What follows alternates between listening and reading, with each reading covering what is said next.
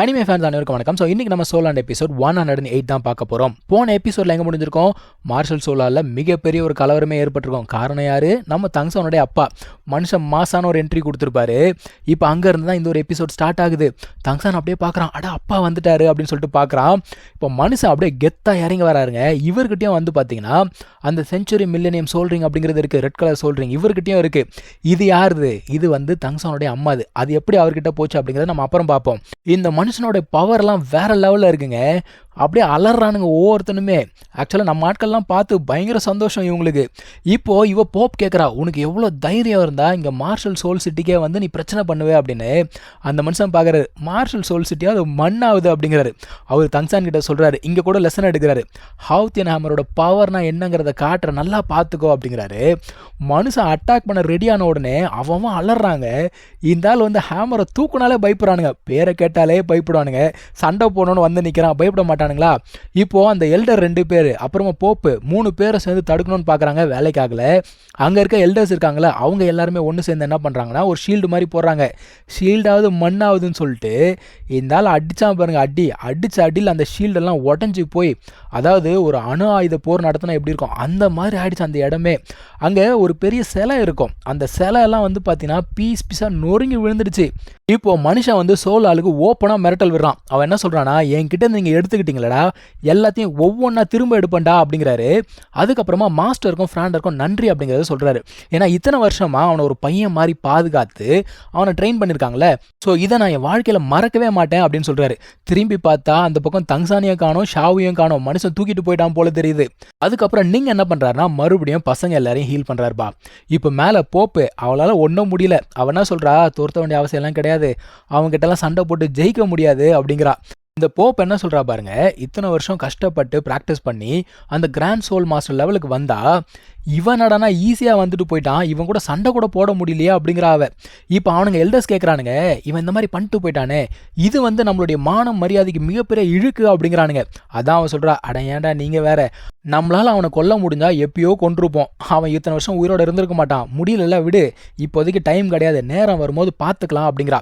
இப்போ மற்றவங்கள என்ன பண்ணுறது அப்படின்னு கேட்டால், அவங்கள வச்சு என்ன பண்ணுறது, அமுச்சூடு போட்டோம் அப்படின்னு சொல்லிட்டு அவள் பாட்டுக்கு உள்ளே போயிட்டா. இப்போ மற்றவங்களும் வெளியில் போக ஆரம்பிச்சிட்டாங்க. வெளியில் போகும்போது ஃபேட்டி இருக்கான்ல, அவன் சொல்லிட்டே வரான், தங்சான் அப்பா என்னடா பயங்கர ஸ்ட்ராங்காக இருக்காரு, இனிமேல் எனக்கு அவர் தான்டா ரோல் மாடல்னு சொல்லிட்டு பேசிட்டு வரான். அந்த டைமில் ஃப்ராண்டர் என்ன சொல்கிறாருன்னா, தங்சான் அப்பா மட்டும் இன்றைக்கி வரலன்னு வச்சுக்கோ, நம்ம கதெல்லாம் மறுகையாக தான் அப்படிங்கிறாரு. எல்லாருமே ஆக்சுவலாக வந்து ஒத்துக்கிறாங்க. அதுக்கப்புறமா அவங்க என்ன சொல்கிறாங்க, நம்ம நிங் கிட்ட இந்த மாதிரி உங்கள் பொண்ணை நீங்கள் கூட்டு போயிடுங்க அப்படின்னு சொல்கிறாங்க. ஏன்னா எப்படியோ அவள் வந்து கிராஜுவேட் ஆகிட்டா. அது மட்டும் இல்லாமல் இந்த ஒரு டோர்னமெண்ட்டும் முடிஞ்சு போச்சு. நாங்கள் வந்து ஏகப்பட்ட பேரை வேற பகச்சிக்கிட்டோம், இதுக்கு மேலே எங்களுக்கே மிகப்பெரிய பிரச்சனை வரும், ஸோ நீங்கள் கூட்டு போயிடுங்க அப்படின்னு சொல்கிறாப்புல. அவரும் ஓகேன்னு சொல்கிறாரு. அந்த டைமில் ஆஸ்கார் இருக்கான்ல, அவன் என்ன சொல்கிறான், நான் வந்து உங்கள் ட்ரைபில் ஜாயின் பண்ணிக்கலாமா அப்படின்னு சொல்லிட்டு கேட்குறான். அவர் தான் ரெடியாக இருக்காரு, கண்டிப்பாப்பா ஜாயின் பண்ணிக்கோங்க அப்படின்னு சொல்றாரு. ஆனா மூபாயும் ஜூஜிங்க என்ன சொல்றாங்கன்னா, இவங்க வேற எம்பையர்ல இருந்து வந்திருக்காங்கல்ல, நாங்க வந்து திரும்ப போனோம் அப்படின்னு சொல்லிடுறாங்க. ஃபேட்டியை கேட்டா அவன் என்ன சொல்றான், ஐயோ இல்லைங்க, எனக்கு வந்து ஃப்ரீடம் ரொம்ப முக்கியம், ரூல்ஸ் எல்லாம் நமக்கு செட் ஆகாது, நான் அப்படியே கொஞ்ச நாள் ஊர் சுத்திட்டு அதுக்கப்புறமா ஹெல்ப் பண்றதுக்காக ஸ்கூலுக்கு திரும்ப வந்துடுறேன் அப்படிங்கிறான். அப்படியே ஃப்ராண்டர் பார்க்குறாரு, டே அவ்வளோ நல்ல புள்ளையாடா நீ அப்படின்னு சொல்லிட்டு மனுஷன் பயங்கர இமோஷன் ஆகிறாரு. இப்போ எல்லாருக்குமே என்னன்னா, ஐயோ நம்ம பிரிஞ்சு போறோமா, ஏன்னா இத்தனை வருஷம் இவங்க எல்லாருமே ஒன்றா ட்ரெயின் பண்ணியிருக்காங்க, கஷ்டப்பட்டு முன்னுக்கு வந்திருக்காங்க, திடீர்னு பிரிஞ்சு போனோம் அப்படின்னு உடனே கொஞ்சம் சோகமாக இருக்குது. அதான் ஃப்ராண்டர் என்ன சொல்கிறாரு, இங்கே பாருங்கப்பா, உங்களுக்குன்னு ஒரு வாழ்க்கை இருக்குது, உங்களுக்குன்னு ஒரு ஃப்யூச்சர் இருக்குது, ஆனால் இந்த ஸ்கூல் வந்து உங்களுக்காக எப்பவுமே ஓப்பனாக இருக்கும், இது வந்து உங்களுக்கு வீடு மாதிரியே அப்படின்னு சொல்கிறாரு. ஒரு பயங்கரமான இமோஷனல் மொமெண்ட்னு வச்சுக்கோங்களேன். அப்போ ஒரு சில பேர் வந்து தங்சான் பற்றி கேட்குறாங்க. மாஸ்டர் என்ன சொல்கிறாருன்னா, எனக்கு தெரிஞ்சு அவன் சேஃபாக தான் இருக்கான், ஒன்றும் பிரச்சனை கிடையாது, அந்த ஆள் கூட இருக்கிறது தான் இவங்களுக்கு சேஃப் அப்படின்னு சொல்லிட்டு இருக்காரு. இங்கே ஷாவு வந்து பார்த்தீங்கன்னா மயக்கத்தில் இருக்கா. அவளுக்கு ஒரு நல்ல கனவு வருது. அந்த நல்ல கனவு கொடூரமான ஒரு கனவாக மாறினா எப்படி இருக்கும், அப்படியே அலறி அடித்து ஏஞ்சிக்கிறா. எந்திரிச்சு அப்படியே பார்க்குறா, இவர் தான் தங்சான் அப்பாவா அப்படின்னு சொல்லிட்டு பார்த்துக்கிட்டு இருக்கா. அதான் அவர் கேட்குறாரு, எந்திரிச்சிட்டியா நீ அப்படின்னு சொல்லிட்டு கேட்குறாரு. அதுக்கப்புறம் அவர் என்ன சொல்கிறாருன்னா, ஒரு சோல் மாஸ்டராக நியாயப்படி பார்த்தா நான் உன்னை லாக் பண்ணி வைக்கணும், லாக் பண்ணி வச்சு என் பையனுக்கு எப்போ தேவையோ அப்போ உன்னை கொன்று உன்னோட சோல் ரிங்கை நான் அவனுக்கு கொடுக்கணும், ஆனால் ஒரு அப்பாவானா அதை பண்ண முடியாது, வேற ஒரு முடிவு எடுக்க வேண்டியது இருக்குது அப்படிங்கிறாரு.